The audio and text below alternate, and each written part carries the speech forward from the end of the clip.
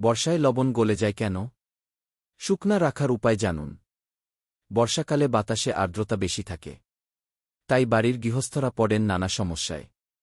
লবণ ভালো রাখার জন্য তাকে সঠিক উপায়ে স্টোর করাও জরুরি। শুধু টোটকা কাজে লাগালেই এক্ষেত্রে কাজ হবে না। তাই কিভাবে স্টোর করবেন সেটা ধাপে ধাপে শিখে নিন। প্রথমে একটি শুকনা এয়ারটাইট লবণের কৌটো নিন। এরপর সেই কৌটোয় লবণ ঢেলে রাখুন। বেশ টাইট করে কৌটোর ঢাকনা আটকে দিন।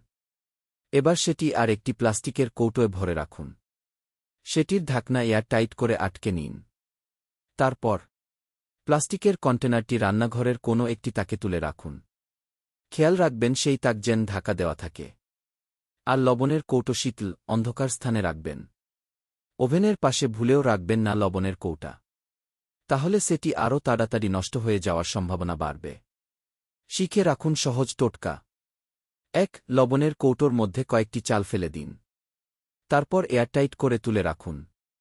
এতে লবণ ঝরঝরে থাকবে বলে মনে করেন বিশেষজ্ঞরা।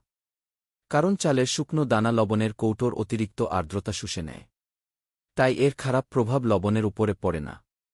ফলে লবণ থাকে শুকনা ও ঝরঝরে।